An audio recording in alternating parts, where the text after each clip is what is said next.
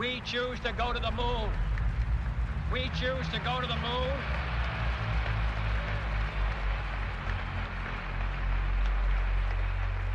We choose to go to the moon in this decade and do the other things, not because they are easy, but because they are hard.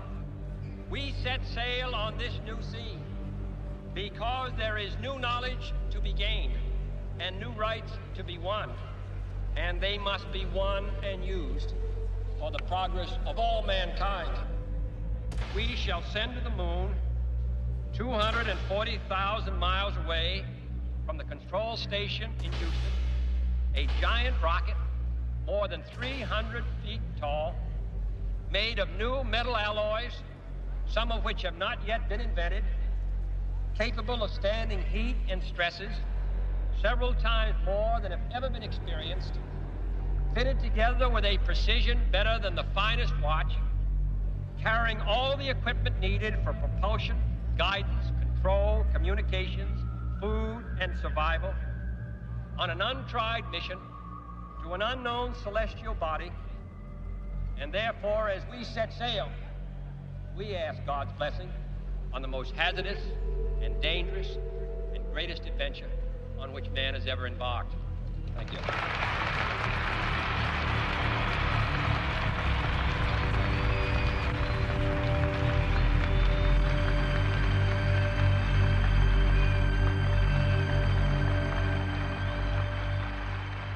Like a person waiting in the wings to go on stage, they probably have less time to daydream because they're trying to remember what they've got to do. You know, I had a feeling that I really ought to concentrate on remembering the things that I had to do at the moon and all that.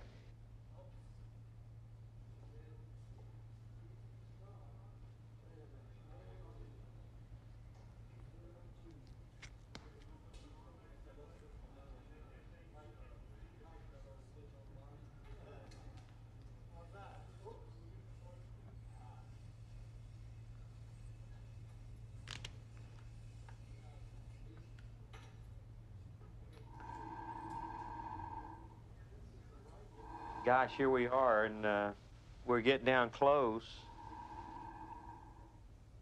I hope the suit checks out okay.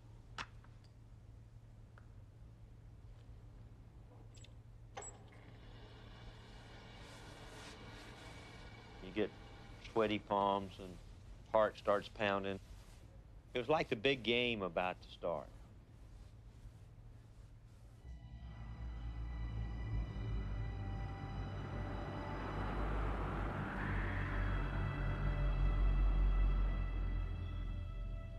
You're in your work clothes, ready to go to work. But you still have to stay there. You have to schedule it in conjunction with the booster schedule itself. You're plugged into the console, it's supplying 100% oxygen. It's kind of a catch-up time. If there's a problem with a booster or something, we're there, not sitting out the pad until the count gets to a certain point, and then we're called to proceed to the spacecraft.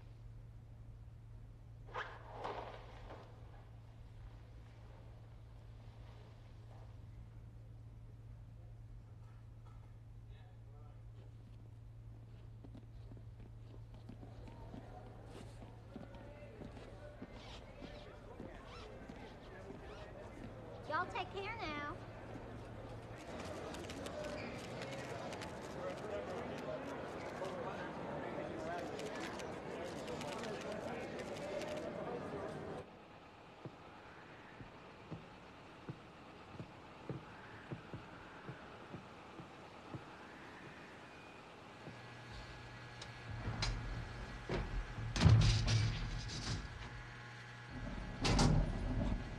Godspeed, man.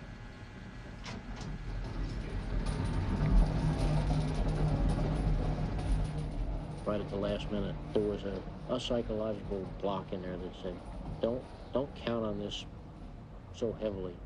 It might not happen. This is such a big thing. I frankly don't see how you can do it. Even when participating in it, I think it's audacious that you would try. I clearly could never understand, as a crewman, how to make it work. I could only learn how to operate my share of it.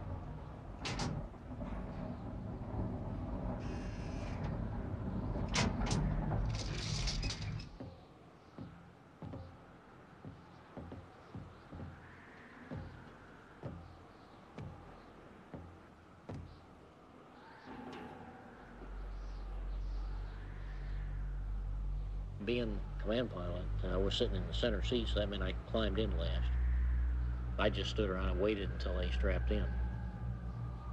And here was a kind of a strange quiet. Look out and you can see a large part of the state and the ocean. And this thing out here, you have the feeling that it's alive.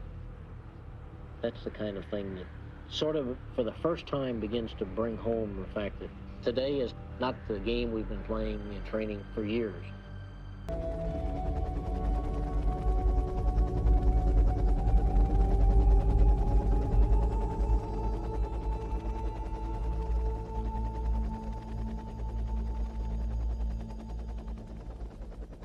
We set sail on this new sea because there is new knowledge to be gained and new rights to be won, and they must be won and used